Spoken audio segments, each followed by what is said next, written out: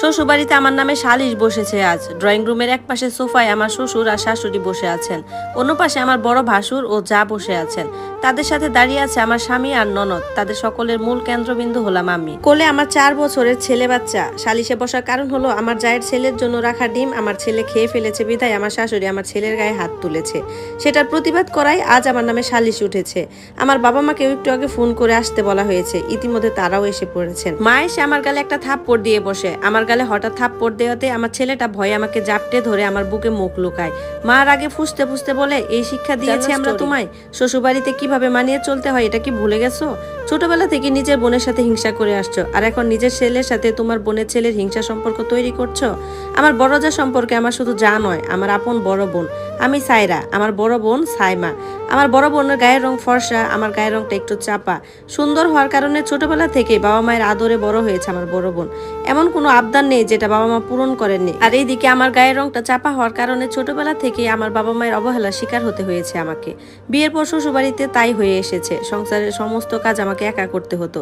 কাপড় কাচা থেকে শুরু করে রান্না বান্না সবকিছু আমি একা হাতেই সামলাতাম। আমার শাশুড়ির ধারণা আমার বোন রান্না করলে আগুনের তাপে তার ফর্সা গায়ের রং চাপা হয়ে যাবে। আর আমার স্বামীর সাথে আমার বড় বোনের প্রেমের সম্পর্ক ছিল। পরিবার থেকে তাদের বিয়েও ঠিক হয়েছিল, কিন্তু বিয়ের দিন আমার বোন পালিয়ে গিয়ে আমার বড় ভাসুরকে বিয়ে করে। দুই পরিবারের সম্মান বাঁচাতে আমার আর ফারহানের বিয়ে দেওয়া হয়। আমার বড় বোন পালিয়ে যাওয়ার পরও তাদেরকে মেনে নেওয়া হয়েছিল, কিন্তু ফারহান সেটা সহ্য করতে পারেনি। বিয়ের রাতে শারীরিক নির্যাতন করে আমার উপর। প্রতিদিন রাতে মদ খেয়ে এসে মারধর করে। এভাবেই চলতে থাকে আমাদের সংসার।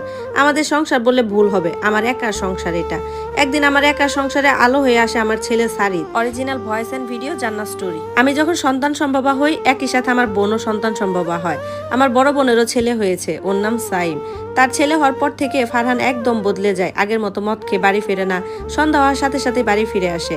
সাইমকে ছাড়া তো সেই একদণ্ড থাকতেও পারে না। আমার শ্বশুর বাড়ি, বাবার বাড়ি সকলের চোখের মনি হচ্ছে সাইম। এদিকে আমার ছেলে আমার মতোই হতভাগা।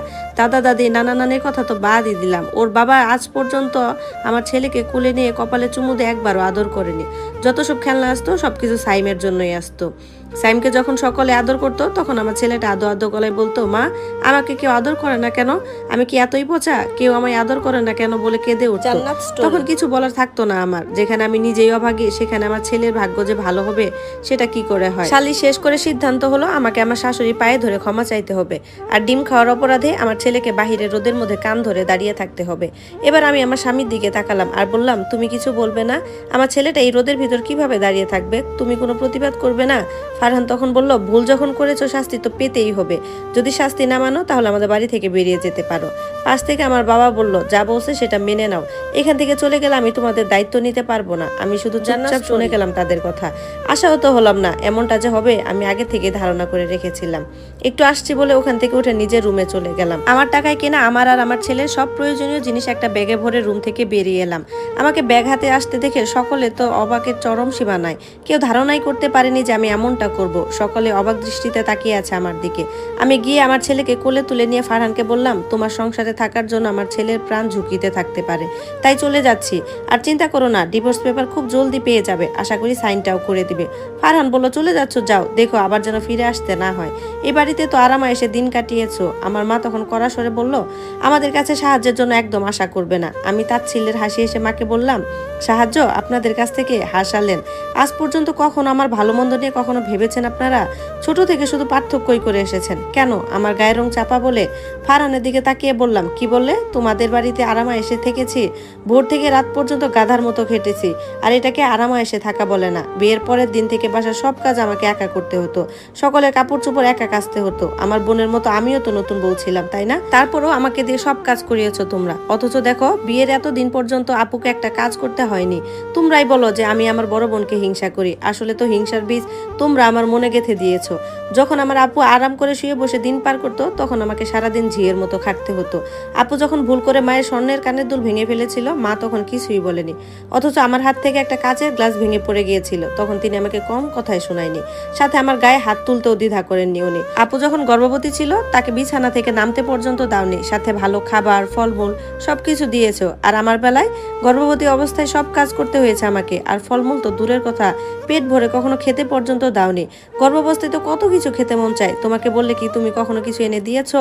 তোমার কাছে আমি ছিলাম শুধু শারীরিক চাহিদা মেটানোর মাধ্যম মাত্র। যখন আমি গর্ভবতী হলাম তখন বললা সেটা ওনাকে আমার ভুলেই হয়েছে, আর যখন আমার লেবার পেইন উঠছিল তখন তোমরা আপুকে নিয়ে ব্যস্ত ছিলে। সেবারের মতো বেঁচে ফিরেছিলাম আমি আর আমার সন্তান। হসপিটালে আপুকে রাখা হয়েছিল একটা ভালো কেবিনে, আর আমি ছিলাম পাবলিক ওয়ার্ডে। বাচ্চা হওয়ার পর তোমরা সকলে আপুর বাচ্চাকে নিয়ে কত সুন্দর আল্লাহ আদর করতে, আর এদিকে একই হসপিটালে হওয়া সত্ত্বেও কেউ আমার বাচ্চাকে একটিবার দেখতেও যায়নি। বাসায় আসার পরে দুধের বাচ্চাটা নিয়ে সংসারের সকল কাজই করতাম। কাজের জন্য ছেলের কাছে যেতে পারতাম না, তখন আমার ছেলেটা ফ্লোরে পড়ে কান্না করতো, তবুও তোমাদের পাষাণ মন একটুও নরম হয়নি। কথাগুলো বলার সময় আমার চোখে পানি জমা হয়, চোখের পানিগুলো আড়াল করে ফেললাম। আমাকে ভেঙে পড়লে চলবে না, ছেলের জন্য হলেও আমাকে শক্ত হতে হবে। চোখ তুলে একবার সকলের মুখের দিকে তাকালাম, কারো মুখের অনুশোচনা বা কারো মুখে বিরক্তি। শেষবারের মতো বললাম, দয়া করবেন যাতে দ্বিতীয়বার আপনাদের দরজায় আসতে না হয়। এই বলে বাড়ি থেকে বেরিয়ে আসার সময় আমার স্বামী আমাকে বলল, দেখবো কতদিন আমাদের ছাড়া চলতে পারো।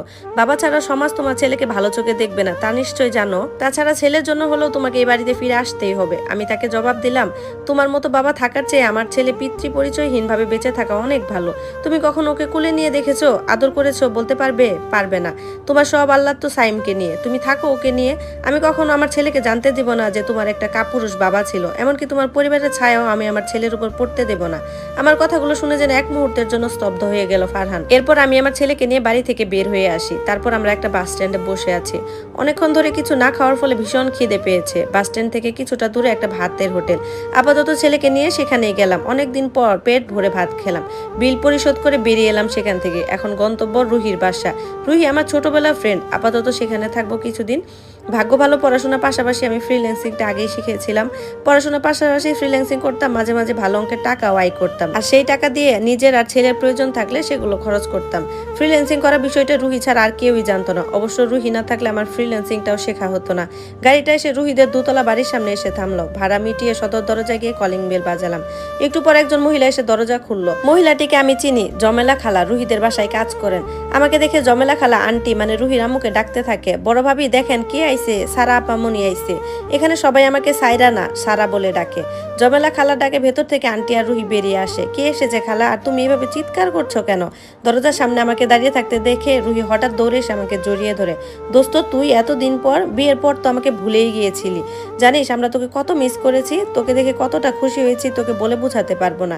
রুহি সত্যিই বলছে, বিয়ের পর ওদের সাথে কথা বলার সময় অবধি আমি পাইনি। রুহি এবার আমাকে ছেড়ে দিয়ে শারিদকে কুলে নিয়ে আদর করতে লাগলো। আমি গিয়ে আন্টির সাথে কুশল বিনিময় করলাম। আন্টি জমেলা খালাকে রান্নাঘরে পাঠিয়ে দিয়ে আমাকে নিয়ে ভিতরে আসতে লাগলেন। আমাদের পিছু পিছু রুহি শারিদকে নিয়ে আসছে। নতুন জায়গায় নতুন মানুষ দেখে ফেল ফেল করে তাকিয়ে আছে শারিদ। আন্টি শারিদকে কোলে নিয়ে কিছুক্ষণ আদর করে দিল, আর সাথে অনেকগুলো চকলেটও দিলেন।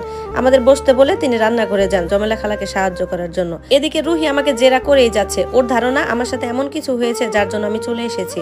একে একে রুহিকে সব বলতে লাগলাম। ভেবেছিলাম পরে বলবো, কিন্তু মেয়েটা না জানা পর্যন্ত ছাড়ছেই না। রুহির মতো ফ্রেন্ড পেয়ে আমি সত্যিই ভাগ্যবতী। যেখানে আমার নিজের পরিবার আমাকে বুঝলো না, সেখানে মেয়েটাকে কিছু না বললেও কিভাবে যেন বুঝে যায়। এসব শুনে রুহি রাগে ফুঁসছে। আমি কোনো রকম ওকে বুঝিয়ে শান্ত করলাম। আপাতত এইসব কিছু আন্টি আঙ্কেলকে বলতে মানাও করে দিলাম। সাথে বললাম ওদের বাসায় কিছুদিন থেকে নতুন বাসা খুঁজবো, তারপর সেখানে থাকবো। কিন্তু এতে রুহি দ্বিমত প্রকাশ করলো আর বলল, বাসা খুঁজতে হবে কেন? তুই আমাদের বাসায় থাকবি। আমরা কি তোর পর হয়ে গেছি যে আমাদের বাসায় থাকতে পারবি না?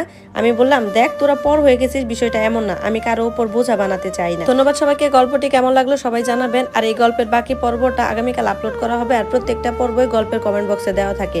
ততক্ষণে সবাই সাথেই থাকুন। ধন্যবাদ।